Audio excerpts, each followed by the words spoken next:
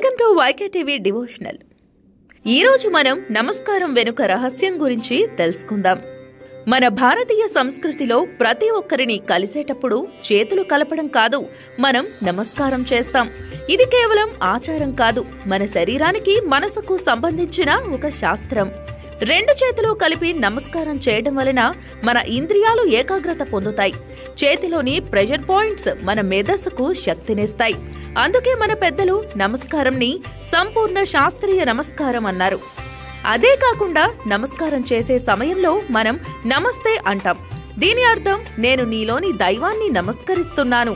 అంటే మనం ఒకరిని ఒకరు కేవలం వ్యక్తిగా కాకుండా దైవ స్వరూపంగా గౌరవించడం. మన సంప్రదాయాలు మూఢనమ్మకాలు కావు. ప్రతి ఆచారానికి ఒక లోతైన శాస్త్రీయ కారణముంది.